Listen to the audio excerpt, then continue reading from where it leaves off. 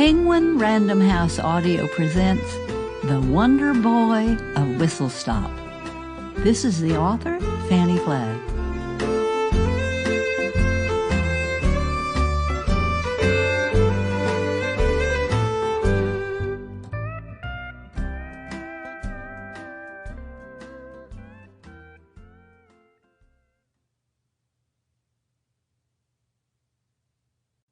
For Colleen.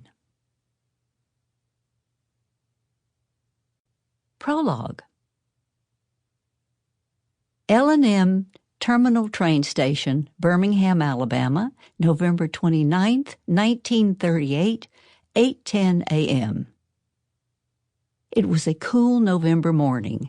Inside the large train station, shards of clear, bright sunlight shot down through the glass ceiling as arriving and departing passengers and porters with carts piled high with luggage hurried back and forth across the white marble floor in a beehive of activity.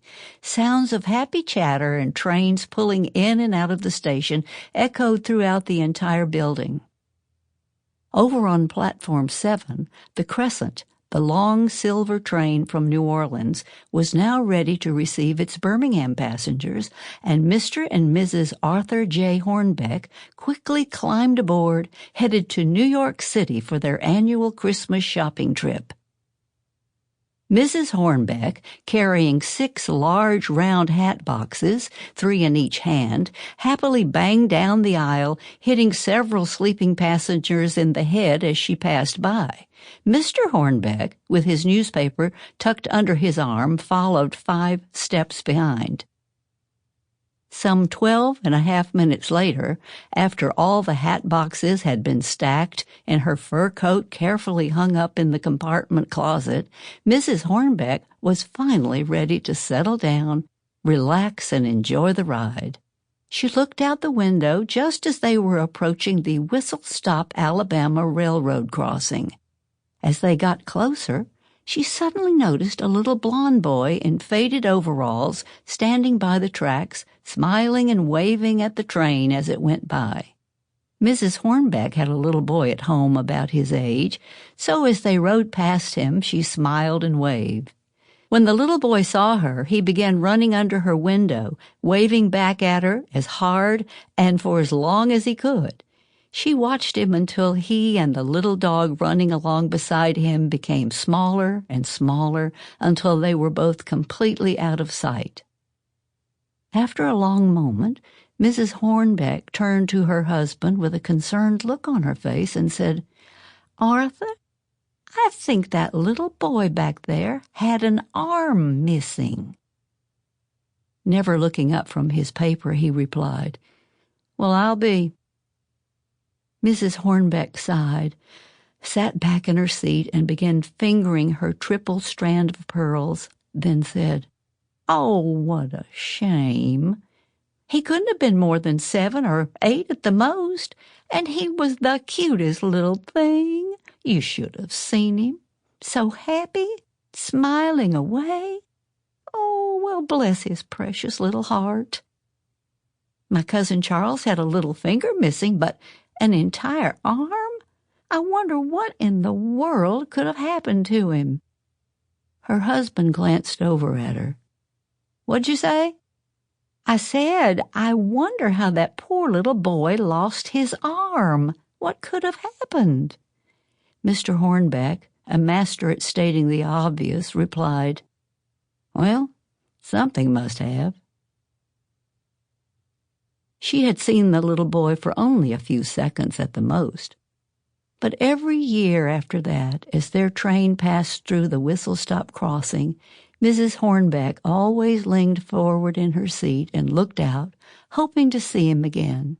And every year when he was not there, she would always turn and ask her husband, "Arthur, I wonder whatever became of that cute little blond boy with the one arm."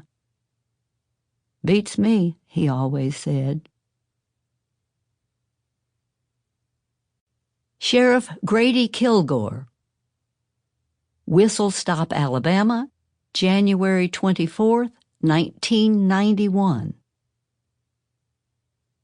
Grady Kilgore, a big barrel-chested bear of a man in his 70s, had been the sheriff of Whistle Stop, Alabama until 1958, when he and his wife Gladys had moved to Tennessee. Today, Grady had driven down to Whistle Stop from Nashville with his grandson and was standing on the railroad tracks looking across the street to where the old Whistle Stop Cafe used to be. Kudzu vines had grown all over the buildings and had covered most of the block. It was hard for his grandson to tell what was underneath. Grady pointed over to one of the buildings. "That's the old post office that Dot Weems ran. And right there's the cafe next to Opal Butt's beauty shop where your grandma got her hair done up every Saturday morning." Grady stood there looking around and was sad to see how much the place had changed since the last time he'd stopped by. By now, the old 2-lane highway from Birmingham to Whistle Stop had been bypassed by a new 6-lane interstate, and most of the area was now just a dumping ground. Old rusty cars and trucks had been abandoned by the tracks, left to slowly fall apart. Empty beer cans and whiskey bottles were everywhere. And as a sad sign of the times, Grady noticed that there was a lot of drug paraphernalia scattered around that hadn't been there before. The Baptist church where he had heard Reverend Scroggins preach every Sunday was now almost falling down, the stained glass windows broken, the pews removed and sold. All that was left of the town were some of the old buildings and the old Threadgoode home, and that was barely standing. Vandals had pretty much destroyed everything else. Grady turned to his grandson and shook his head. "When I get to thinking how this place used to be and what it is now, it just makes me sick. It wasn't never a fancy town, but it was clean. Now there's junk scattered everywhere. And the old Threadgoode house is full of graffiti.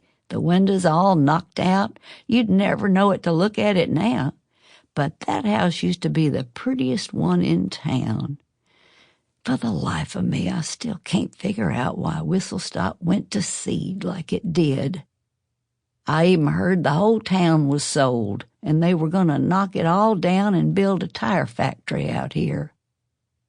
Grady looked across the street again and sighed. "I don't know why they're just letting the old cafe sit and rot away like that. It just don't seem right. That cafe used to be like going to a good friend's house to eat. 2 great gals ran it, Idgie Threadgoode and Ruth Jameson. Oh, you would have loved them. Everybody in town used to eat there, all the railroad men and their families. Every Christmas day their cook Sipsy and the gals would lay out a big spread, and we'd all go over and eat, open our presents, and sing carols." Then unexpectedly, Grady let out a little sob. He quickly turned away, pulled out a handkerchief, and blew his nose and looked apologetic. "Sorry about that. Oh, Lordy, I don't need to go thinking about the old days, but lots of good times were had in that old cafe with Ruth and Idgie. Ruth's son, little Buddy, grew up in that cafe. Poor kid. Lost his arm when he wasn't much older than you." Grady then carefully folded his handkerchief and put it back into his pocket. Then he said, "Now you may not believe this, but a few years back on Christmas Day, your grandma and me was over in Birmingham visiting Opal Butts, and while they were busy cooking up dinner, I snuck out and took a little ride out here. And I was standing right here on this same spot we are now, when real quiet like at first, I started to hear a piano playing and people laughing, and it was coming from over there, right where the cafe used to be. I looked around, and there wasn't nobody there, but I swear I heard it. What do you think it could have been?" Sample complete. Ready to continue?